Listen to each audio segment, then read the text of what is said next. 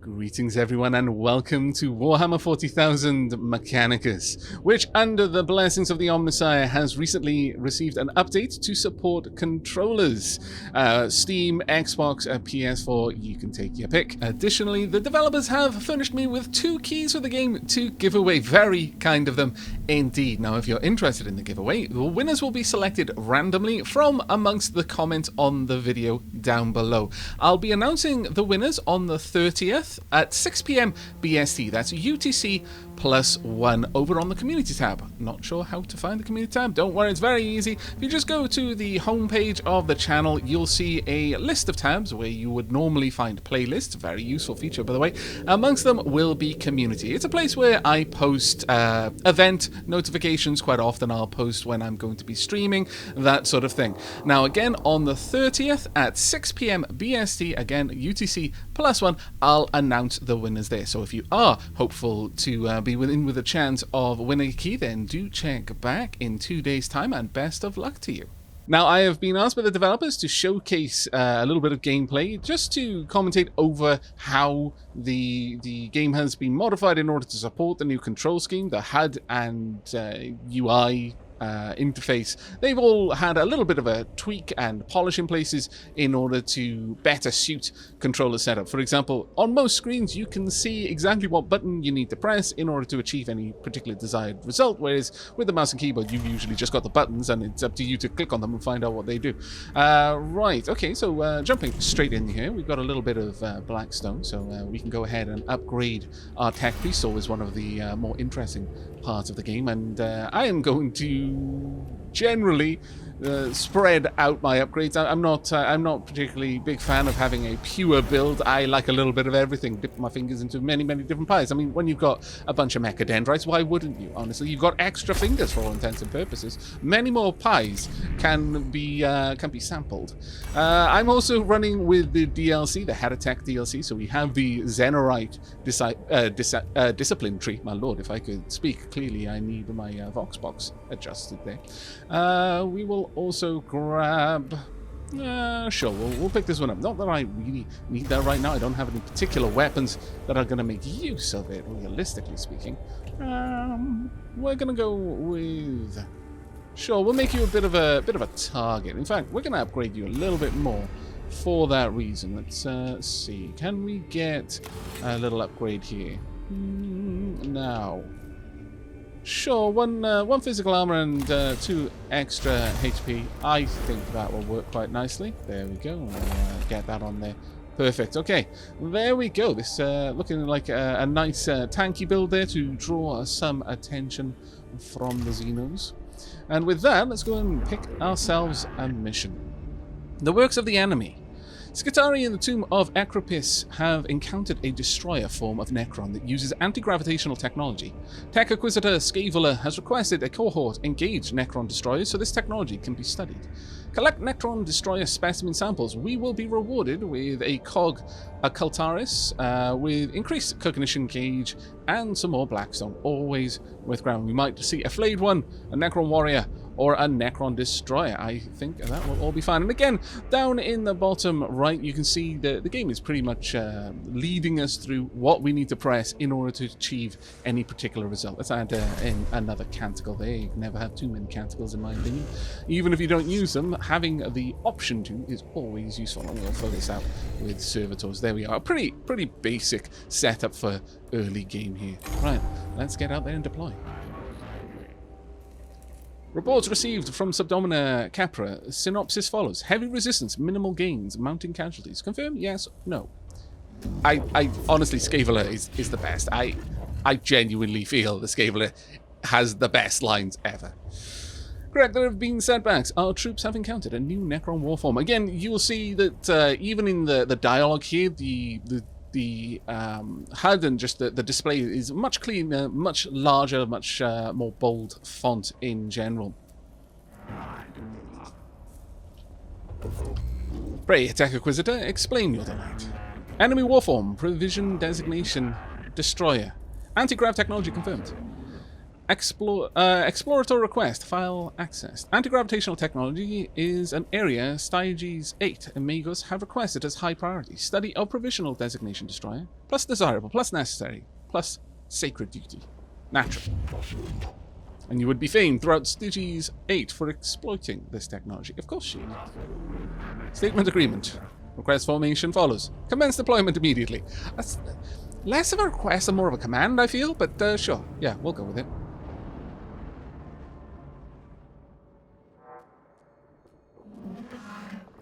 A concentration of Necron destroyers is playing merry hell with our Skitarii units in the Tomb of Ecropis. They are highly mobile and heavily armed weapons platforms. Taking them on is dangerous in the extreme. Plus reason to observe them. Our troops possessing such technology extrapolated to conclusion, greatly increased battlefield effectiveness. Makes a good point. I was raised to see that as dangerous thinking, Magos. So are most people in the Imperium, I suspect. Put such piety aside for now, Subdomina. Is the cohort ready to advance? They are. I've plotted the likely location of the destroyer units. They are somewhere within this complex. The fortune of Mars be with you. We do not require fortune. Now, the first thing here is we can move the map around with the left control stick. It's quite nice and smooth. We will need to use the buttons left and right to select our destinations. Right now we only have one, but it's always wise to plot your course. Okay, so our endpoint is actually in a nice long trail. We can more or less get there without having to double back over any rooms that we've already been to. We'll visit 3 glyphs and an awful lot of chance encounters. No battles though, so it's going to be a lot of selecting options. Right, let's go ahead and move out with X. Right, we'll use Y for the glyph. Interesting there that we don't have any kind of cursor at all. It's all through the buttons. I mean, I guess that's more of a control scheme in general, though. Having come from keyboard and mouse, it's a little bit jarring, but you get used to it very, very quickly, I am pleased to report. A single port designated for a Necron Canoptrek creature extrudes from the device. Right, well, I don't know which glyph to use here. This is a fairly new game. As you go through, each glyph used in a similar situation will tend to have a similar result, but you have to learn what glyphs to use where to begin with. Ooh, that was... We chose poorly, apparently. We chose quite poorly, and one of our one of our servitors suffered. Just as well it wasn't a Skitarii, actually. Right, let's go ahead, rotate around. Let's go and check out this glyph over here.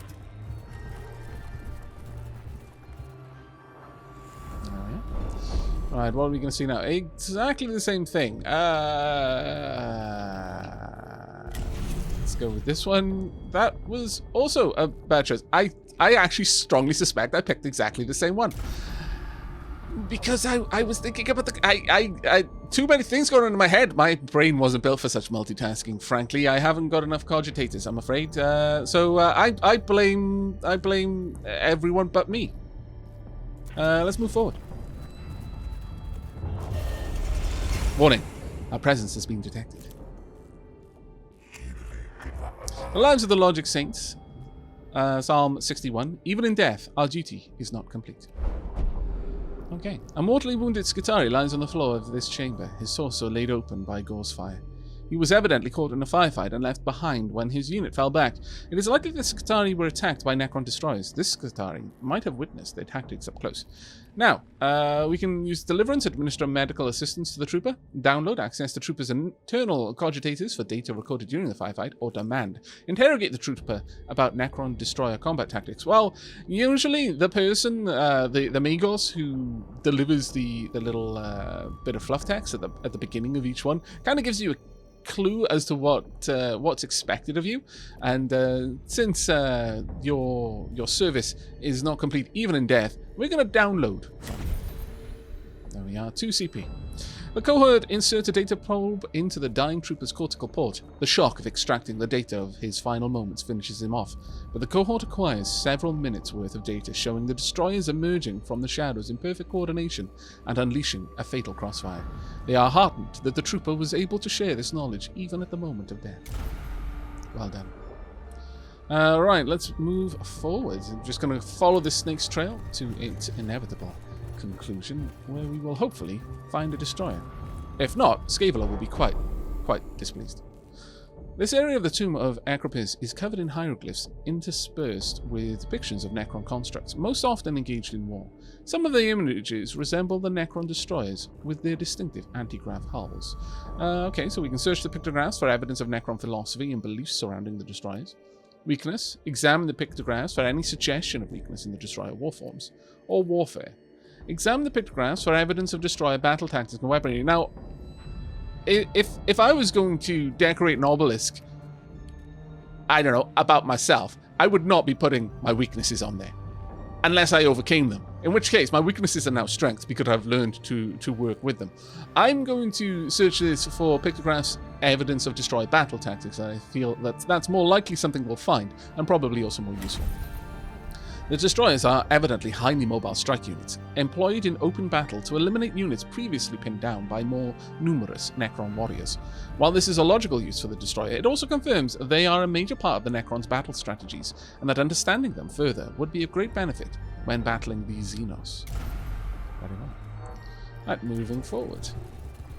So far, it was a fairly straight path, but now we're going to have a bit of a branch. And there we go. The Necrons are awakening. Every turn we move to a new room, we advance the awakening meter by 2. In battle, every turn advances it by 1. But there are some ways to pull it down. The higher it gets, the more dangerous the tomb becomes because it's becoming more alert to our presence. We are now going to face extra Necrons in battle. Generally speaking, especially by the mid-game, I actually try to increase it because it makes the battles more lucrative in many ways. Alright, mission relevant opportunity. Combat data on provisional designation destroyers. Plus acquire. Minus ignore. Okay, so there you go. We've basically been told how to handle this particular engagement. This chamber is the site of a skirmish between a unit of Skitarii and Necron destroyers. A few corpses, badly mauled by Ghostfire, lie around a hurriedly erected flakweave barricade. We can procure, search the fallen for useful supplies, pray, say a prayer for the fallen, marking the joining of their intelligences with the machine god, or peruse. Examine the marks of weapon fire and other evidence for information on the Necron destroyers. Combat tactics. Again, all of this is used with the left analog stick. The D-pad serves, again, almost no purpose that I've seen so far. So it's the analog sticks and the buttons, really. So we'll go with Procure. We have increased the timer, but we have gained something. Rummaging through the corpses is a grim and demoralizing business. Though useful supplies and ammunition are recovered from the corpses and surrounding area, the cohort do not relish this act of battlefield scavenging. Well, we've now got a cognitive canister. Target a troop for its next base attack. It gains +1 damage and +25% critical chance. That's a new augment that we would be able to equip when we return to the Metallican. Right, now, we could either branch off here, but I think we're going to continue. It will mean that when we come to the boss, we are going to be facing a much harder engagement. But again, as I said, I tend to encourage that, if I'm perfectly honest, because it gives us more of an opportunity to get better rewards. Right, okay, now I totally remember that I went with that one last time, so we're going to go with this one. There we go. See, okay, maybe my memory hasn't been corrupted. At least my multitasking is completely kaput. But I'll get someone to check that when we return to the Cestus Metallican. But for the time being, at least my memory is working okay. A single port designated for the Necron cannot protect creatures extrudes from the device, and we have interfaced with it correctly and healed some of the damage that we took earlier. Right, moving forward. Okay, Necrons reanimate 1 turn faster. That was actually a nasty one, if I'm perfectly honest. Right now, it's probably not going to be too bad, but by the time we get to the boss, it may be a problem. Transmission origin, Necron. The Xenos language study, opportunity. Request, study. Hark not the alien's words, lest ye unknowingly repeat them. True when Archmagos Venartius Halion wrote it, Magos, true today. This chamber is bathed in a constant data flow transmitted by the tomb's own awakening protocols. This transmission must be of Necron origin. We can delegate, dismiss, or decode. Let's not send the Xenos transmission back to the Cestus Metallican. I feel that may introduce a potential threat to our home, which would not be very wise. We'll spend some time decoding it where we stand. Words of the enemy. Conclusion string follows. infinitely arrogant, obsessed with the mechanisms of the cosmos, Lord Saragon, object of veneration, plus fascination. There we go. My tongue had a bit of a hard time dealing with the Xenos names. That's probably good. That shows that I am a loyal Mechanicus. I only care for the words of the Omnissiah, not the Xenos filth. That's what I'm sticking with. Though I imagine Scaevola would be a little bit saddened by that. Behold the wisdom of Ecropis, Lord Astronomer of the core Saragon. To him no mystery of the stars is left obscure. Let the heavens themselves stand in testament to the might of Lord Saragon. These words of blasphemy are deeply troubling, but the cohort gained some insight into the mentality of the foe. But we have increased the timer by 2 there. We got some Blackstone though, which is not too bad. All things considered, that is indeed how we improve our cohort in the future.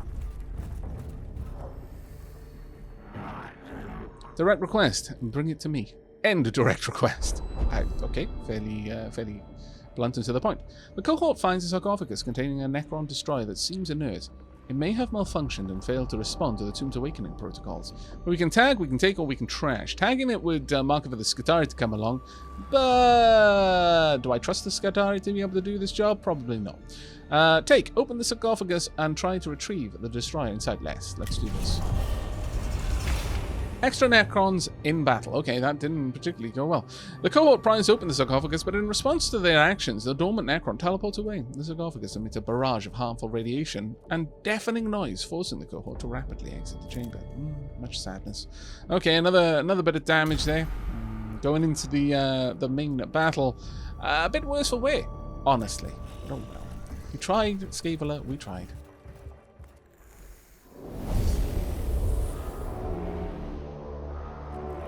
Okay, now we're going to get some battles. Intrigue. Most interesting. Not all forms are humanoid. Logging data. Plus Centurion form. Plus gravity to firing. The Xenos show that they are more alien than we originally thought. Text of the Oiled Cog, version 12, states, one can verge from the standard form, but one must always retain their humanity, or be lost to the men of iron and their ways. I did not mean to diverge from the discretion, but what are these iron men? Unclear. This text was logged many millennia ago. There's no other reference to them in my cogitators. Keep focused, brothers. We have a new enemy afoot, and we must ensure they do not surprise us with new trickeries. Be alert and focused. Okay. Now again, there is a much cleaner look to the interface. The font is larger, a little bit more bold, much easier to read, and obviously the interface itself is going to be adapted for use with a controller, because with a keyboard or mouse you can just move the mouse anywhere and click on any button. But here we're going to be relying on particular combinations of buttons from the controller to navigate around. Let's start with both of my tech priests at the door. I'm not going to bring in any servitors just yet. It is a little bit it takes a little bit of getting used to how much you need to move around with these to get in an exact position, because it does try to snap. So if you're just a little bit over but not quite enough, it'll snap back to a position. But again, I imagine that will be very easily learnt as you go through, especially if you're more familiar with controllers than I am. Right, so we've got a Necron Warrior. We are going to have a few more to play with in this engagement than the last.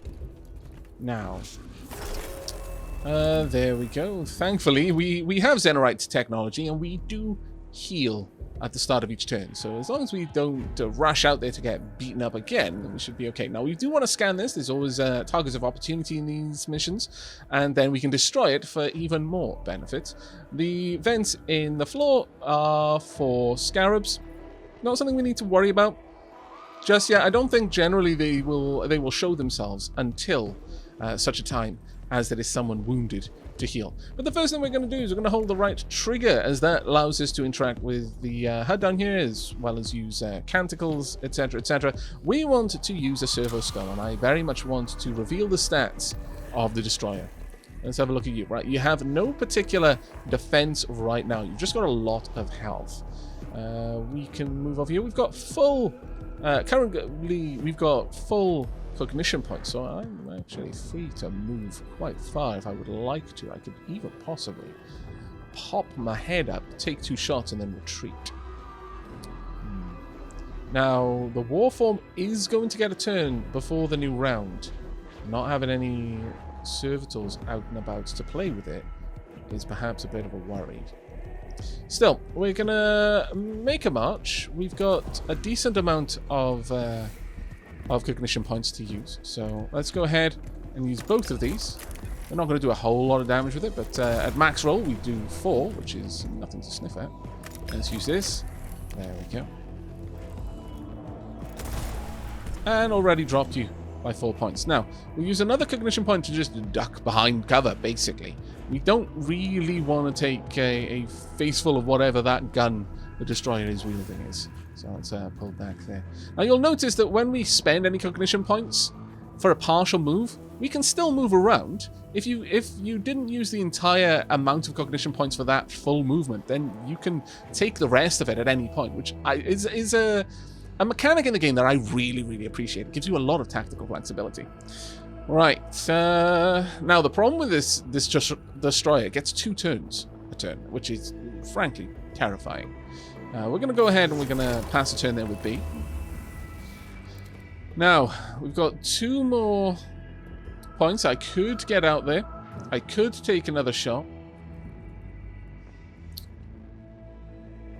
But I'm not necessarily certain that that would be the wise move here. Instead, I'm going to go ahead and we're going to use a Servo Skull. Wouldn't mind knowing what this Necron has going for it. Right, it's got some energy armor. Alright, well, that's not too much of a problem for us. We should be able to deal with that. But let's stick closer to the wall so that the Necron destroyer has to come all the way around to meet us. And that is where we're going to end our turn. Now, you're going to get 2 turns, but you're a large, chonky boy, and it's going to be harder for you to get around. Let's pop down a servitor. I'm going to pop a servitor right here, just a little bit back, just so that when it pops around, it'll have something to shoot at that isn't one of my tech priests. Oh, it's deciding to play Kai. I wasn't expecting that, honestly. Alright, though. Let's make a little path around, just near up. I'm not going to go all the way, though. I want to just hang tight right by here. There we are. We'll probably see some scarabs showing up in a moment, I would imagine. Now, I need that 1 cognition point to just duck back around as soon as I can. We've got no easy ways of getting cognition points right now, not until our Servo Skulls are back up, but I've got both of these with the Machine Spirit charge, so we're going to guarantee a little bit of extra damage on both of them, which is very, very nice. That was a low roll, a minimum roll, in fact. And okay, got the high roll there. But once again, going to draw back. At this point, I'm a little bit less worried about drawing all the way back, though, because with the Servitor there, I suspect that the Destroyer is going to go for them over going for my Tech Priests. There we go. Just make sure I confirm properly. And we'll pass the turn. There we are, a little bit more repairing. Now, once again, we can pop up, but if I do, I am going to be stuck there. So instead, we're going to just move. Well, at this point, I could start marching over to grab that other piece of cognition. But on the next turn, both of our Servo Skulls are going to be available. So I'm not going to worry too much. In fact, I'm going to draw one more step back just to be sure that the Destroyer wants to go for our Servitor over us. The Servitor is a beautiful distraction. That is all the Servitor is. Sorry, Servitor. But we got 1 cognition point from it going down. Now we've got the scarabs showing up. So we need to deal with this rather sharpish. Now, you are going to be active in a moment. So I'm just going to pop down a beautiful sacrifice in the name of the Omnissiah. And you're backing well off. Okay. Interesting move. Now, the unfortunate thing is those scarabs are probably going to get over there and do a little bit of healing. Oh, no, actually going for my Tech Priest. Bold move. But that is actually going to tie us up a little bit. As we may now be in melee. Yeah, we are, which is a bit of a pain. But okay. Let's go ahead and grab some cognition points. Grab this one. There we go. Thank you kindly.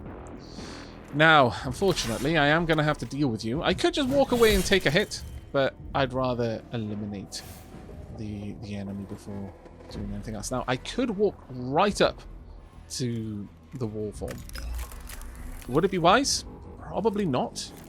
But if it only has ranged weapons, and I'm hoping that it does, actually, then it would mean that it would have to back out of direct contact with me and then promptly suffer an attack of opportunity, which would be nice.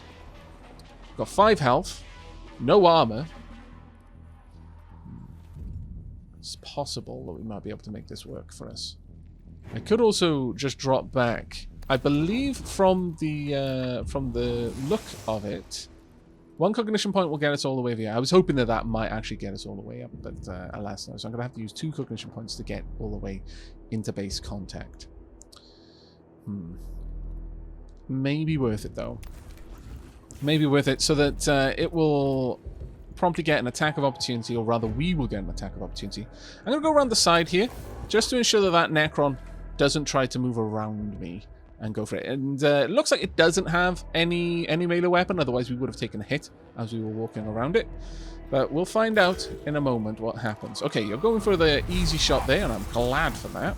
Though you've got an energy weapon, so my 1 physical armor does very little good for me there. But my healing is quite welcomed. Right, let's grab another bit of cognition points. Let's grab this one over here. There we are.